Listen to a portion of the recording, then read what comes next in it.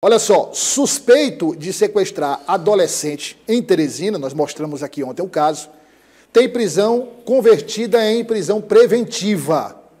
Nós falamos aqui, íamos acompanhar o desdobramento, e aqui está a Joelma Abreu com todos os detalhes.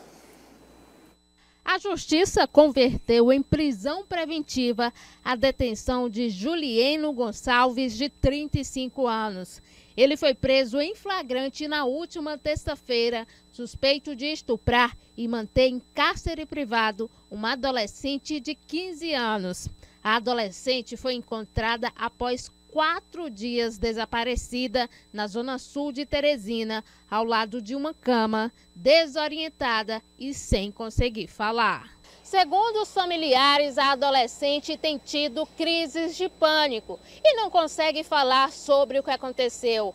A polícia acredita que a adolescente foi abordada quando saía da aula de reforço. O criminoso deve responder por estupro de vulnerável e cárcere privado. As quartas-feiras e as sextas-feiras, ela ficava um pouquinho mais do horário, porque ela tinha um apoio pedagógico, devido a estar fraca em algumas disciplinas e o seu estado de vulnerabilidade que ela apresentava desde bebê, que culminou também em déficit de aprendizagem.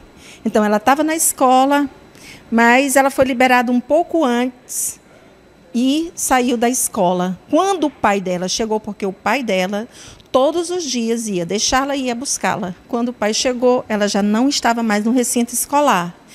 E entrou toda a família em pânico. Na decisão, o juiz Alexandro Araújo Trindade destaca que a liberdade do suspeito representa risco à ordem pública e à integridade da vítima. O laudo preliminar confirmou o estupro.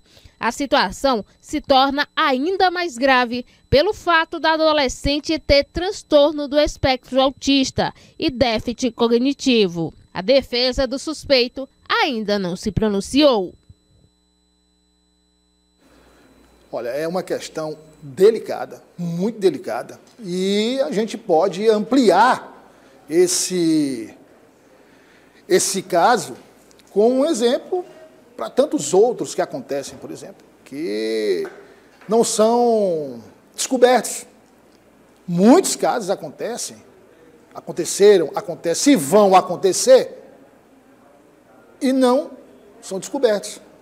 Tem, por exemplo, o apoio da família. É isso mesmo. Tem o apoio da família, porque o rapaz é rico, o homem é rico, não é? Ou é da família, fica por isso mesmo. Tem muitos casos que são encobertos pela própria família. Esse aí, a família ficou desesperada. Nós mostramos aqui a mensagem do pai, que gravou, e ela tem transtorno do espectro autista. A preocupação é maior. Aí não há nenhuma justificativa que possa amenizar a situação do agressor. A idade, transtorno do espectro autista, cárcere privado, a não comunicação com a família. Todos os fatores que você observar, que você apontar, que você destacar, são desfavoráveis. E que isso sirva de alerta também para quem está nos acompanhando. Tem um GCzinho aí, Fabrício, para a gente colocar? Por quê? Não, vamos, aqui não tem problema não. Tem problema. O número de denúncias, se a gente fizesse, não sei se tem esse levantamento, mas o número de casos, eu tenho certeza, existe uma subnotificação muito grande. Você ouviu falar muito nesse termo, subnotificação, na época da Covid, quer dizer, existem mais casos do que os casos que são descobertos oficialmente, notificados. Aí também, nesse aspecto, também tem subnotificação. Tem muito mais casos de jovens que são abusadas sexualmente do que a polícia divulga, o Conselho Tutelar da Criança e do Adolescente divulga, porque esses casos não chegam às autoridades. Como eu disse, às vezes, e na maioria das vezes, é a família que passa o pano, que encoberta, porque vai levar alguma vantagem nessa história. Olha, eu estava dizendo aqui que eu conversei uma época com a mamãe, e isso me chocou de tal forma, que tem mais ou menos uns 15 anos, né? 15 anos, 15 a 20 anos. Eu fiz entrevista com uma mulher, ela não quis se identificar. Você pode até já ter ouvido eu falar disso. A filha dela tinha um caso com o padrasto. Ela sabia que a filha dela tinha um caso com o padrasto. Era praticamente um triângulo amoroso dentro de casa. E aí, alguém denunciou, a polícia com o conselho tutelar foram lá, ele foi preso, ela também, acho que ele escapou de alguma punição, porque era mãe e tal, vulnerabilidade sentimental, social, enfim. E aí, na entrevista, ela disse, meu primo, que sabia que existia um relacionamento entre a filha e o marido, no caso, o padrasto da jovem, mas ela amava demais o marido dela, amava demais, e também tinha a questão da dependência econômica.